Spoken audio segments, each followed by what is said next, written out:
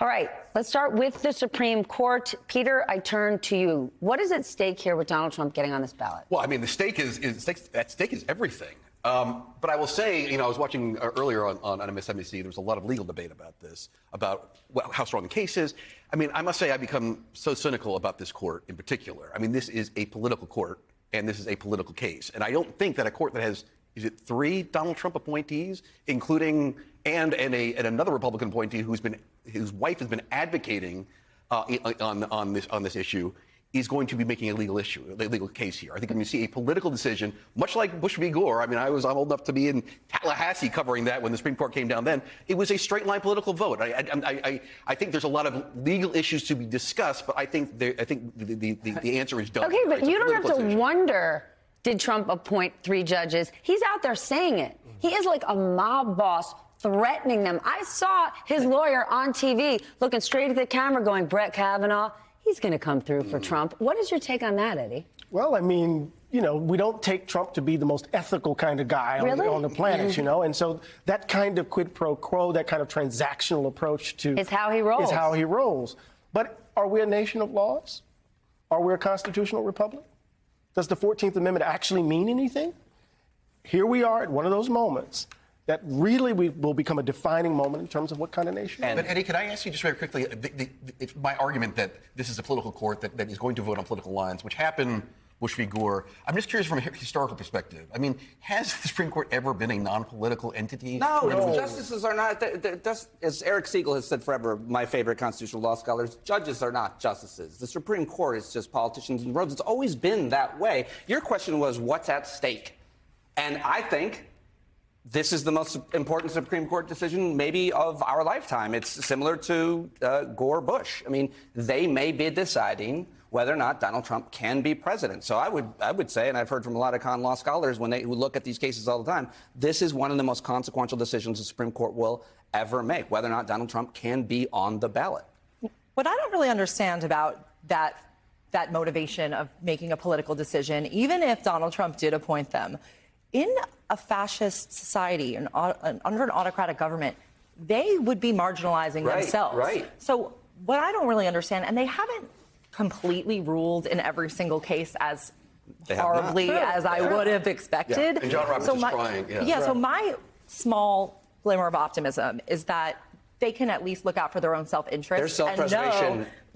Should kick in, you would think. And maybe they won't. Maybe they'll even just let Colorado's ruling stand, and then maybe they won't, or rule against a different one. All right, well, let's talk about, though, President Biden and his speech today. Eddie, I know you actually met with the president earlier this week. He made it clear.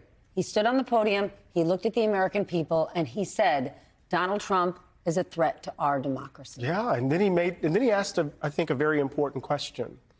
Is American democracy still the sacred cause of this nation? Are we still committed to it? The question is, Donald Trump is who he is. We know who he is. He's a grifter. He's an expert level grifter, to use a D&D reference. There you go. Right? There you go. He's an expert level grifter. But the question is, who are we? Chaotic, to use another D&D But he's right? Donald Trump doesn't elect himself. The American people do, right? The American voter has made him the Republican frontrunner. He didn't do it. But can we just ask whether, I mean, I think we are in all agreement that what Biden said today is right. But I ask whether this is the right ground to be fighting on. That's my question to you. I mean, you and I both come from a financial background. I mean, if you look at every poll, it is not constitutional issue. It is not democracy issue. It is inflation. I'm going to the store and the prices are too high. Well, abortion. Abortion also is motivating a lot of Democrats. But the overall thing that is like with grumpy Americans is because of inflation. And if Biden cannot answer that question, when the voters go to the polls, I think that is those pocketbook issues are what motivate. They are. I'm not arguing that. But Peter, you want to tank the economy? Let's have an autocratic country. Exactly. Unless you have a functioning democracy, all the other things go out the window. And I realize it's an abstract, but maybe the Biden administration needs to take it from the abstract and put it front and center. I think because that's right democracy around is this table, but I everything. think the average American voter doesn't connect with I it. actually think that the average American voter does understand that. I just think we're not living in a media apparatus that favors that.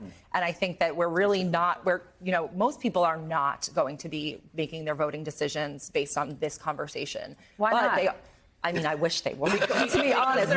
But because the average voter is only hearing glimmers of what's going on, and they're especially not hearing it now. Right. And even when you could make an argument that the economy is good, but you can tell people about the inflation rate, that's separate from their emotions. Perception matters, but I saw the professor shake his head at Peter. So I agree. When Peter talked about inflation, I responded with it's abortion. But I think what I would defer, and please say what you were thinking there. I think it's about the vengeance and victimhood and racism that so many people are feeling, and their attitudes around that is animating culture war issues, animating more than what we used to be animated by to vote. So what does that mean? Joe Biden needs to create a democracy dance on TikTok to get people to understand it? No, the culture war did not just come out of That's a good one. The culture war did not just come out of nowhere. Right. That is, it also isn't just a natural, organic thing where it's people's opinions in the there's money behind this. There's a strategy. And this is really important. So when we look at the data points, when we look at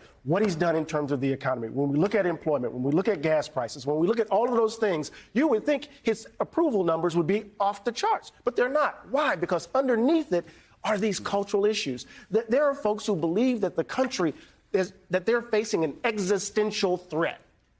That the problem isn't, right, whether or not bread costs X amount of dollars. The problem is that the country I know isn't mine anymore.